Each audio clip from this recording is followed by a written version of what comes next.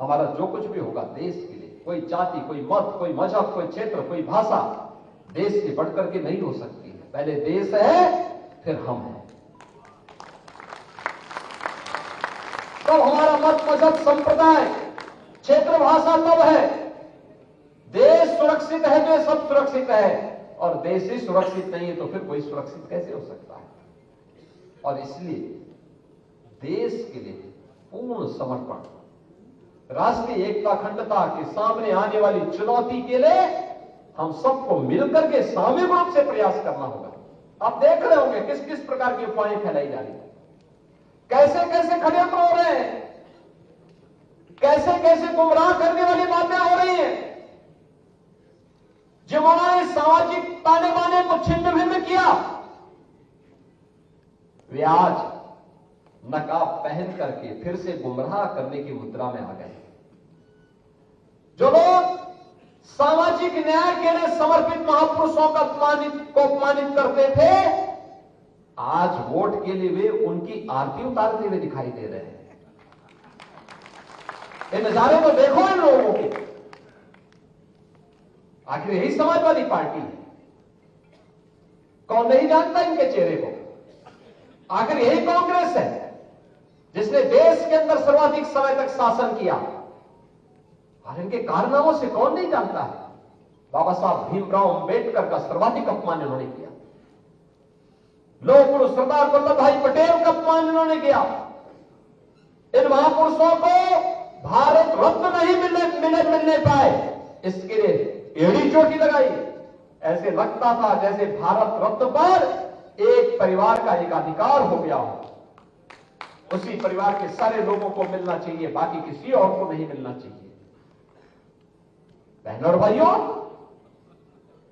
जब भी इनको मौका मिला, कांग्रेस हो या समाजवादी पार्टी,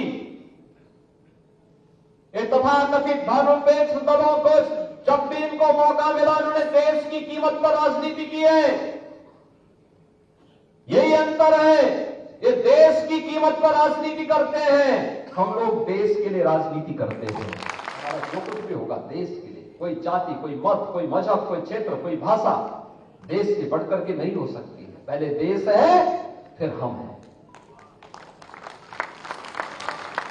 तब हमारा मत, मजहब, संप्रदाय, क्षेत्र, भाषा तब है। देश सुरक्षित है तो सब सुरक्षित है, और देश ही सुरक्षित नहीं है तो फिर कोई सुरक्षित कैसे हो सकता है।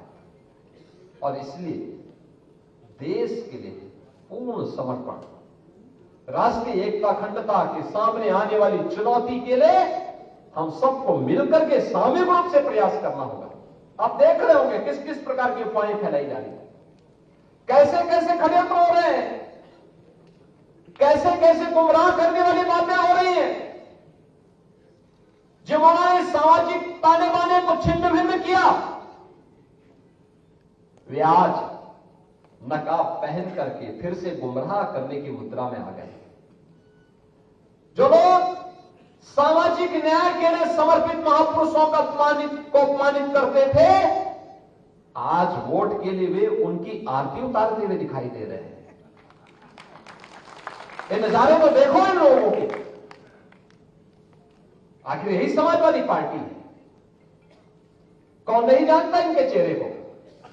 आखिर यही कांग्रेस है जिसने देश के अंदर सर्वाधिक समय तक शासन किया, और इनके कारनामों से कौन नहीं जानता है?